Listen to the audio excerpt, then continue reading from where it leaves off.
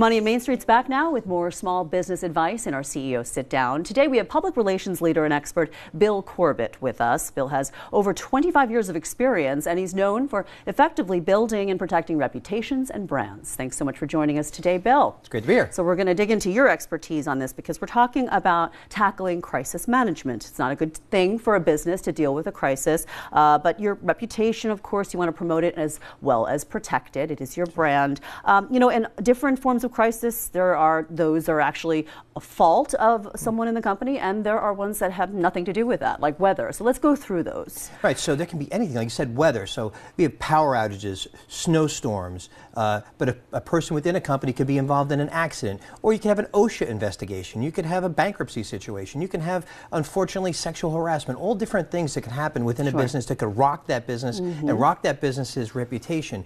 See, a business and an individual's reputation is their most important asset. That's what brings people back to a business, helps you build trust, and if you lose that trust, you're having some significant troubles with your business. Right, so let's talk about what to do if your brand or business comes under attack. Well, I'd like to think first proactively. You want to always be projecting a positive image and building what we call goodwill within your community. You want to be able to be involved with charities, be involved with the press, and tell the good stories that happen within your business, and build a rapport with your community and people like that, because if and when a crisis situation happens, you're going to have to rely on that goodwill to help you. I mean, a real quick story, we had a restaurant, they had an owner that was out there, built goodwill with the community, involved in a lot of charities, and what happened, all of a sudden he had a food poisoning situation. But it was because of that goodwill and the good relationships that he had with the media and other people, he was able to weather that storm, and now his business is even bigger than ever. He was able to bounce. It's building trust with your clients, isn't it? Oh, absolutely. Trust and having that good rapport with them,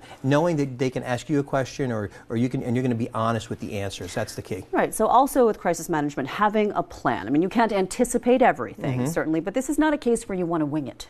No, you can't wing it, and you have to have a plan, and you have to have everybody within your organization on board. They have to know what to do if and when something's going to happen. Yes. So just for example, in the electrical situation where your power goes out, how do you communicate with your staff? How will your staff communicate with you? How will you let customers know where you stand, where their orders are, what services are there? And then you want to have a plan for where you're going to keep that information so that if you cannot get to your office, like a Sandy situation on Long Island where many business people couldn't get to their offices, couldn't speak. Just physically. Yeah, they couldn't get there. Their servers went down, their email went down, so they had to figure out ways to communicate. And a lot of them weren't prepared for it, and it took them months, if not weeks, to rebuild that reputation and get their operations back up online. Such a difficult time for all of our area. Also, you want to create procedures and assign tasks. I think delegation probably would be part of your planning. Yeah, absolutely. So you want to have certain people in charge of certain things. You have to know who's going to be permitted to speak on behalf of the company, who issues that communication to people. What does the receptionist do? What do the other second in commands or third in commands do in the event that the owner of the company can't get there? And who's going to do what? Who's in charge of notifying customers, for example, and who's in charge of calling employees, like the HR department? Who's going to handle that? Let's talk about a PR crisis.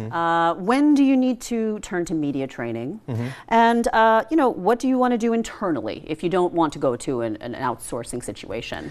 Well, you have to have a person who is the spokesperson for your organization, always prepared, whether it's a call on a good subject or whether it's a call on a challenging subject. And you have to be able to understand the messages that you're going to make and also understand the history and background of your company. You need to rattle off how many employees you have, how long you've been in business, and have that information. That information should also be available online, because where's the press going to go? They're going to go check out your website, they're going to check out your LinkedIn profile to learn about the company so they can create that foundation for the story. And then they're going to talk about what's actually happening that day, the crisis. And who answers your phone? They need to know what to say. I mean, every aspect of the press reaching out to you needs to be covered. Right. If a media crew shows up at your door, or if a reporter calls on the phone, what should you do? What questions should you ask? Who should be the one who responds to that person? What do you ask? Do you get the email address, telephone, news organization they're calling from? You have to be very complete, because you want to be able to provide that topical and accurate information to the press. Right. We have time for just one more point in terms of crisis management. You said to me, revive and thrive. So speak to that.